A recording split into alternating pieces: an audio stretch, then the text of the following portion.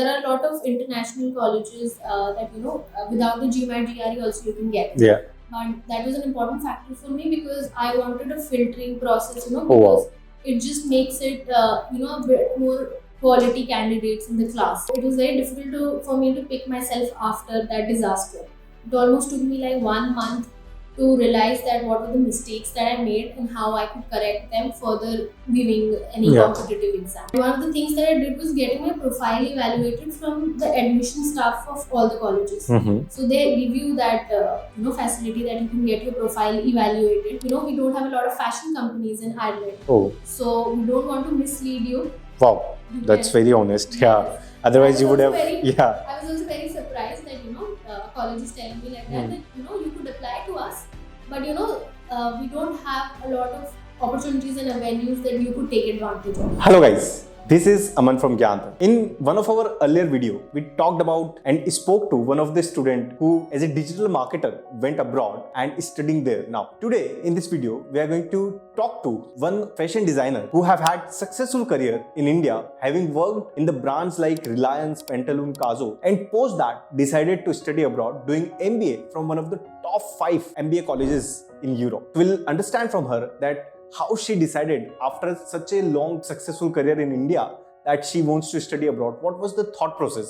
How did she prepare? What was the entire process like, including the exam preparation and the application process, and then the loan and the visa part. And we'll also understand from her that what are her aspirations about studying abroad and what is it that she wants to achieve after that. So it is going to be a fun conversation, and let's start.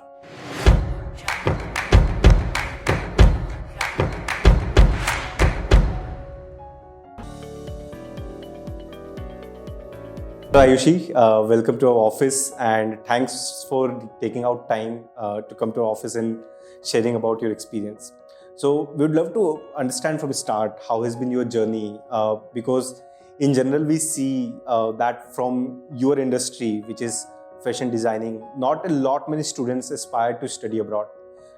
So how you decided that okay, you want to study abroad? Before that, we also would want to understand that what led to that decision that you need another degree in your life, and that too from study abroad. Stage is yours. So I graduated from NIFT Delhi and I specialize in apparel designing. And as we all know, it's a creative profession. You need to put in a lot of hard work and a lot of passion to become successful in it. So it becomes a little difficult to get out of it because you've dedicated a lot to it. And I first started earning at 22, so I had that financial independence at a very young age. And then it kind of becomes a habit to get a monthly salary, and it's a routine you can't really get out of very easily. So at 24, my parents did tell me to get a master's, not necessarily abroad, but just to get a master's so that it could open more opportunities for me. But at that time, I felt like there was a lot that I had to explore in fashion. Like in terms of the companies and brands that I wanted to work with, the kind of designing that I wanted to do, because there's just not one category that you do. There are several categories that you could specialize in. And I've worked with almost all the categories: menswear, women's wear. I specialize in kids wear. I've also designed accessories, and I've worked with almost all the brands in India now, like Pantaloons or Landmark. All the big names. All the big names that are there. So, cut to 2019 is when my career took a turn. I had worked with the company for almost 5 to 6 years. Oh, wow. And I had planned to move on to a new company. But it kind of did not give me that job satisfaction that I wanted, in terms of not financially, but more in terms of feeling that you're learning something. Yeah. Because what happens in designing is that as a designer over the years, you can explore different categories, but your main job responsibilities kind of remain the same in terms of designing clothes and being involved with colors and patterns a lot.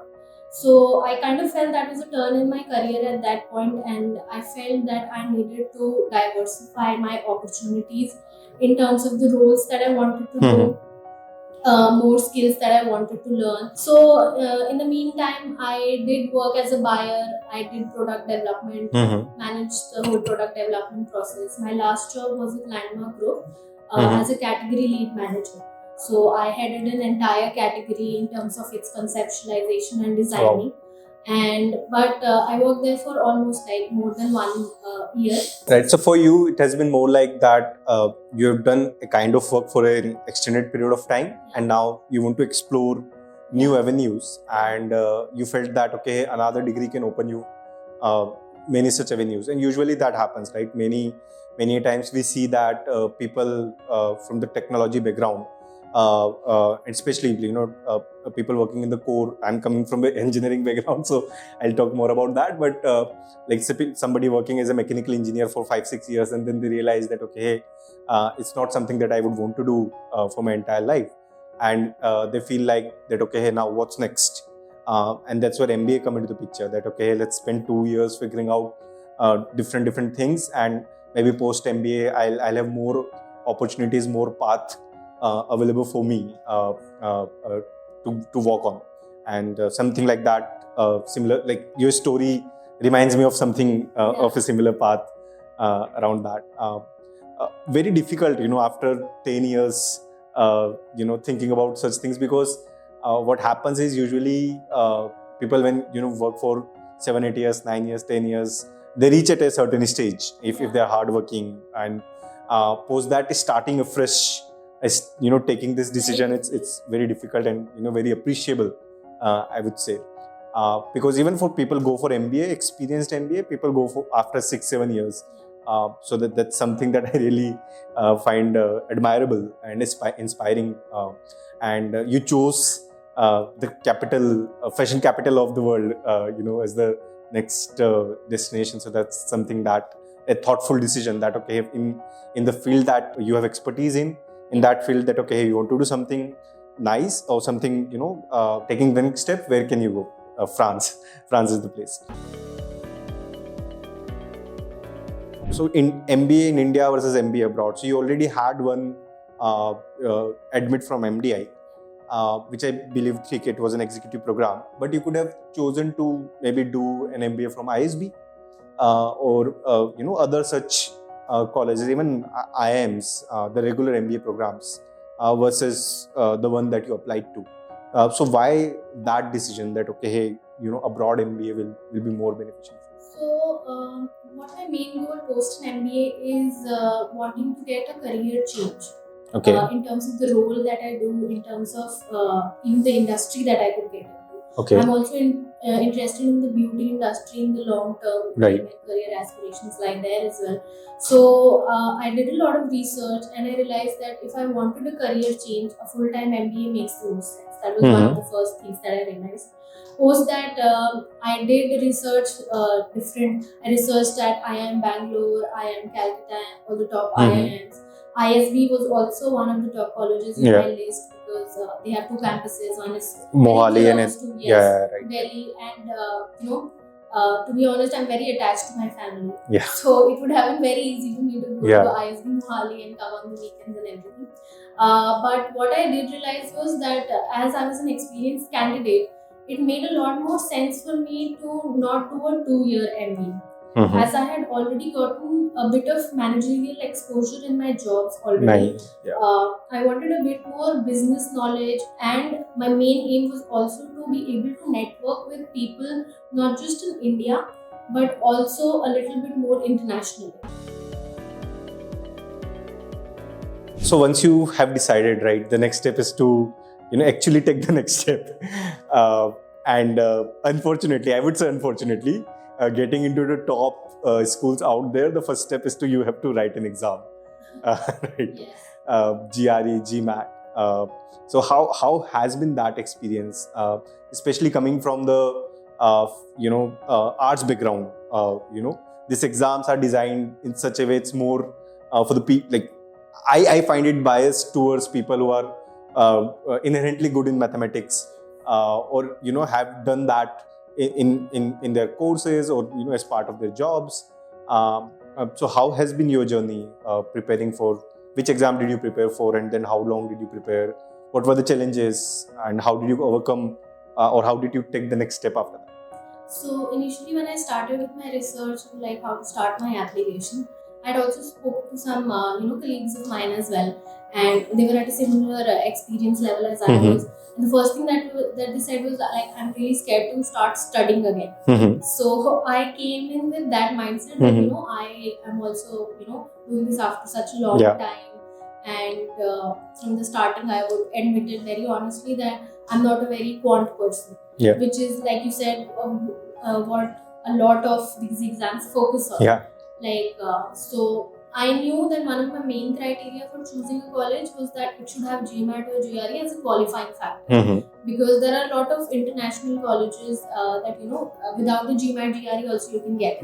But that was an important factor for me because I wanted a filtering process, because it just makes it a bit more quality candidates in the class that you could learn from. So that was one. Actually, that's very interesting aspect I'm hearing for the first time. Usually, we keep receiving emails, messages, or even in general the trends that we look out. People want to get into colleges where they don't have to give GRE GMATs. So, but yeah, I really like this aspect that you're saying that you are going through a process which is filtering candidates, which is beneficial for you in the longer term. So I was also at that point where I wanted to give up and find a college that did not take GMAT GRE, but I knew that in the long term that would not help. And so I started my GMAT process. Now this is a completely new exam. I had done my research on CAT when I wanted to apply to IIMs, but GMAT is a completely different format, different timing and everything that you have to do. So I started my research with that. Fortunately, I found GMAT Club, which is an online resource, and it has been really helpful for me, in terms of finding tutor reviews on the schools that I wanted to apply to. They have question banks that you can practice on. So if you're in a budget, it's a very good resource to look at if you're preparing for GMAT or even for GRE as well. So that was one place that really helped me knowing the format of the exam, how to approach the exam and everything. And I also took coaching help because like I said, I'm not very quant proficient. So that was something that I needed help with. And so I took help of a coaching institute also as well, that was online. And for 6 months I had my classes every weekend doing quant and global. So, and I plan to give my exam in August, but one thing that I didn't factor while taking an exam is that I don't know how the rest of the people do it, but for me it was a little bit more difficult because I was coming up to so many experiments. I was scared to study and everything.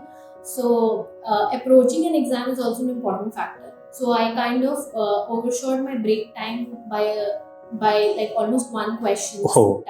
And that is a very big mistake to make. And it was a quant section. So I was already nervous about it. So I did very well on the verbal section in the first time, but my quant section completely tanked. And after having spent 6 months, just preparing for one exam, and it's an expensive exam, and it's an investment almost that you have to make. So it was very difficult for me to pick myself after that disaster. It almost took me like 1 month to realize that what were the mistakes that I made and how I could correct them further viewing any competitive exam. After that, I researched a lot on, I got to know about GRE also. Another thing that GMAT Club helped me with was finding a study buddy. So, when you're doing it alone, it's very easy to lose your motivation because you're studying a lot. And after a point of study, it becomes a saturation level and you're not able to study further. So, your GMAT GRE study buddy really helps you with, getting a new perspective. You help them, they help you. So, it kind of becomes like that. That was very helpful for me. So, I got to know about GRE from my study buddy. And he then told me that you could also consider GRE if this is a different format, but it is more suited to how I approach the exam. So because for the GMAT it's already hyped up a lot when you're going for a business school. So a lot of schools accept GRE also, which is very good because that helped me a lot. But GRE was more suited for me in terms of making me feel less anxious and less nervous about giving exams, in terms of the format they have, the time that they have. So post 1 month of trying to pick myself up, I started preparing for the GRE. And then it took me like 2 months to get adjusted to a new format for the GRE.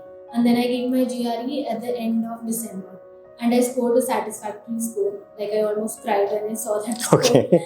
Yeah, Wow. because it took a lot of time for me to Right. get to that point. So yeah, so that score was satisfactory for the schools that Right. I wanted to apply to, and that kind of ended that process for me. Right. And after that, obviously, I had to do the process of researching the places Right. that I want to go to, the schools that I wanted to go to, and then after I had selected the destinations that I wanted to go to, and since I had already mentioned that I wanted a more experienced class, Yeah. and Yeah. I was also an experienced candidate, so applying to US, Canada did not make a lot of sense for me. Okay. So that's why Europe, Singapore, these places were more, attractive to me in terms of, being business. And maybe that resonate more with your industry as well? Yeah, it did resonate yeah. a lot because that is also something Right. to consider when Yeah. you're considering your post MBA course. Yeah. So in the entire process, usually whenever I talk to students, in fact, I've seen my friends applying for GMAT, GREs. In fact, one of my friend had the similar story. She earlier were preparing for the GMAT. She did not had the good score, and then she wrote GRE, and then she got into Wharton. I was myself shocked that okay, hey, you're writing GRE, and then basis the GRE you're getting into Wharton MBA, which is one of the top colleges. So in the entire journey, you mentioned that you were doing the full-time job, weekend classes, then researching about these colleges and all of this. So how did you manage your personal life along with that? Was it difficult, managing personal life along with the full-time job, and which is another full-time job that you have taken for yourself, right? Preparing for the exams. It was difficult, Yeah. which is why I said that at one point I wanted to give up and find colleges that did not take these exams.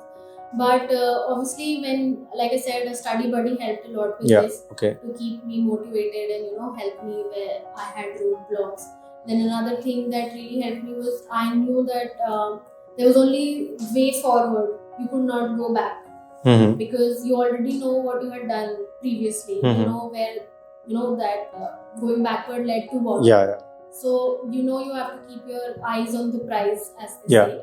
That you can just move forward. Forward is the only path for you to move to, and that kind of kept me going whenever I felt like no, I cannot do this. So in a way, you had no second option, like no plan B.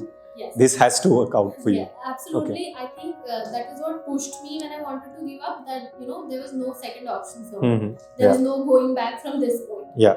Because had I gone back, I know I would not have been satisfied with working in the same industry, same companies, just that same hamster wheel again and again. So what I really like having interacted with you before the shoot as well, with every decision there is a story, right? You mentioned that you did not took any professional help in terms of getting admissions. Like usually when people think studying abroad, people usually and there's nothing wrong with that. People usually go after consultants or agents who can help them out walking through the process, or in fact help them out even with the admissions end to end.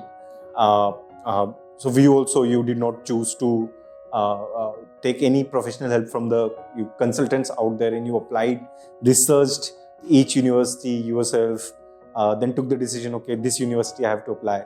But what was the major reason behind this, that you chose to not took any external help from any admission consultant? One of the reasons was my budget. Because since I was planning to study at least for 1 year or an 18 months course, I knew that I had to keep my budgets because my salary would not be there supporting me during those 18 months. So it's kind of almost you're out of the industry during that time. So I'm sure a lot of people have that kind of budget to take up consultants and all. So even the top rated consultants that I wanted, they were very expensive.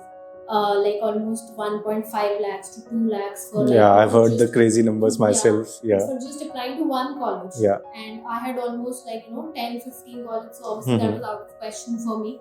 And I also found a lot of online resources which really helped me.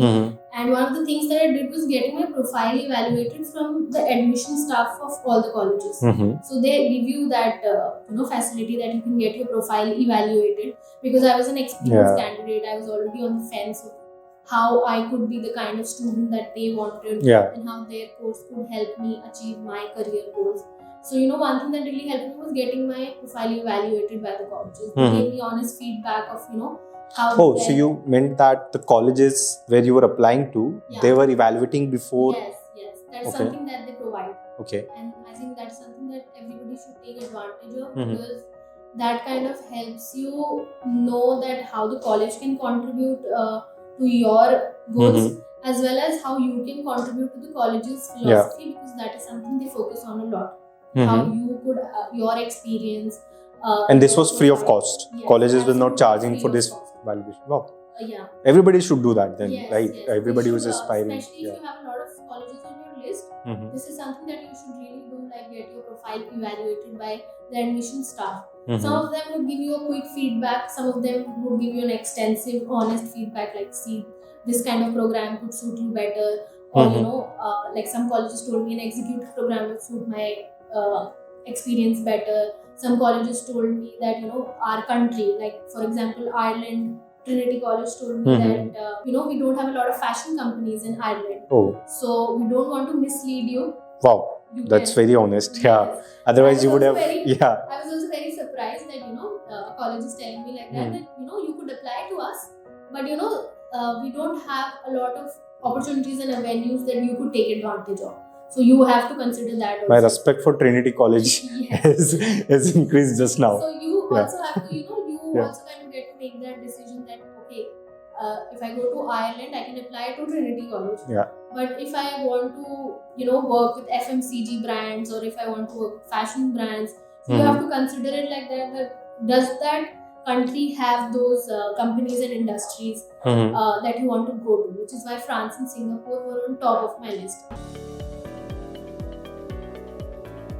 Finally, then, how many colleges did you end up applying? So I ended up applying to around 4 to 5 colleges. Okay. And they were which one? Like if you know the names. I applied to ESCP in Paris. Okay. EDHEC in France. Obviously. I applied to ISARD in Spain. And NUS in Singapore. Okay.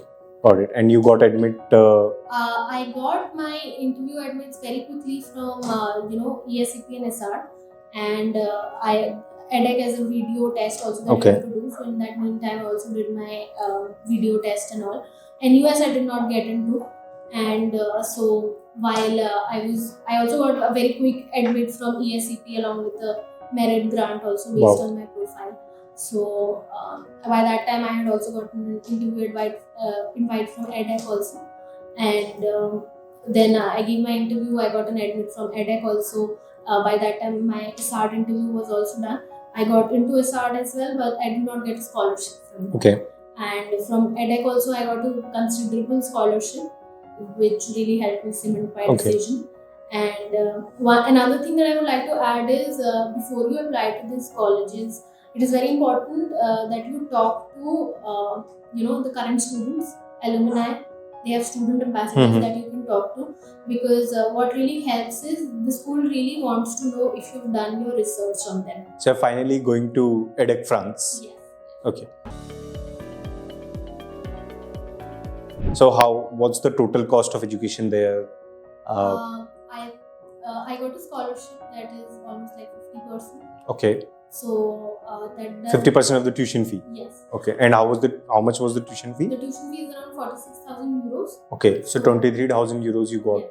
Wow. Okay. So for 1 year, obviously. Right. Yeah, for 1 year. Right. And I could also have chosen ESCP also as well, but since I got a bigger scholarship from them, right.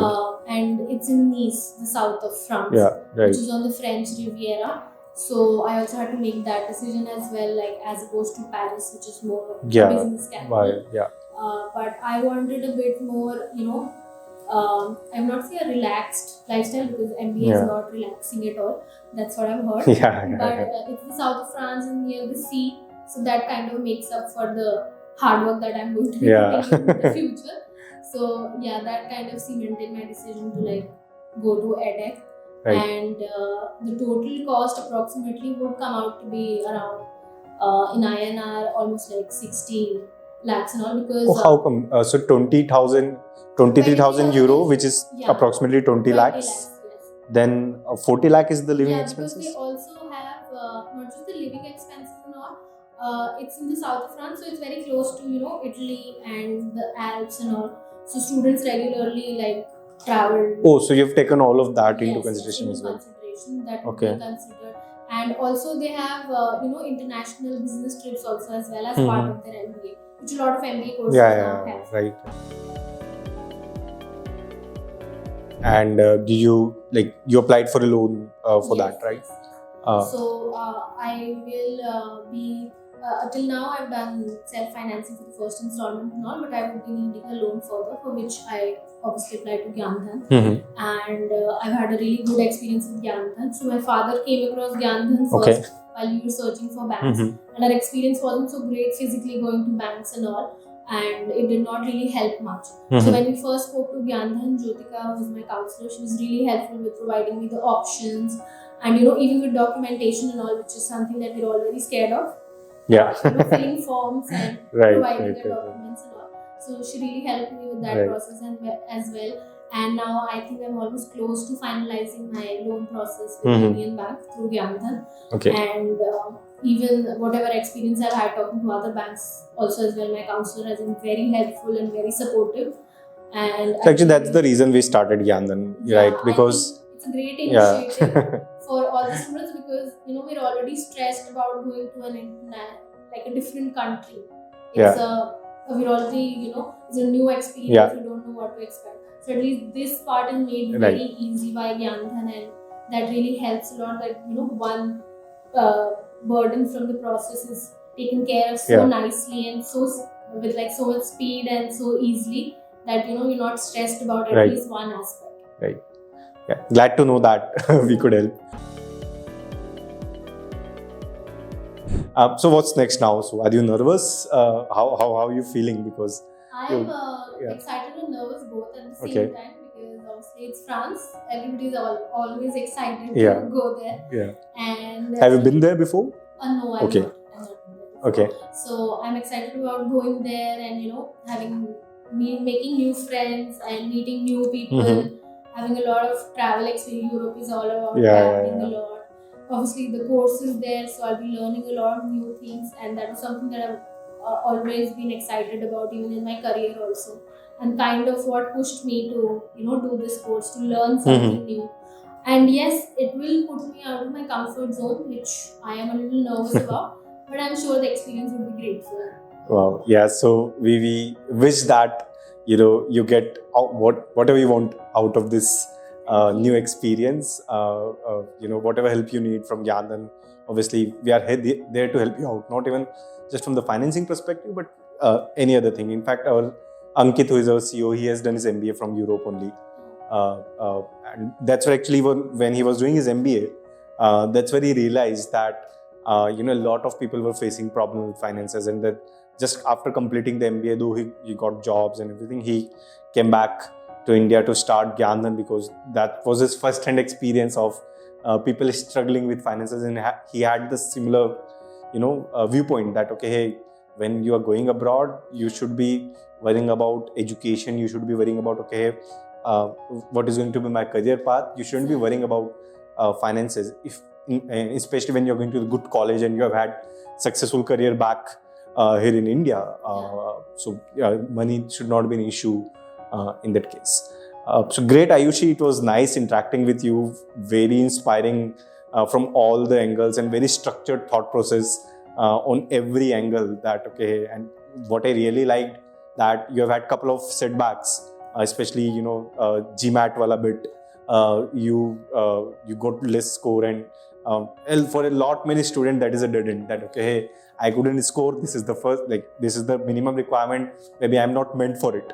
You took that decision. Okay, hey, let's figure out what else can you do, and you applied for the GRE, and then went ahead and then finally got the decision. So very inspiring. I'm sure whoever will watch this video is definitely going to feel inspiring after hearing about you and your story. So thanks a lot. It was fun talking to you all, and best of luck. Thank you so much. Yeah, it was fun talking to you as well, and I hope this helps a lot of students like me, who are worried about studying abroad, or even worried about taking the first step.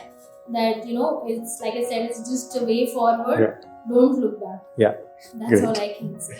Thank you. Yeah. Thank you.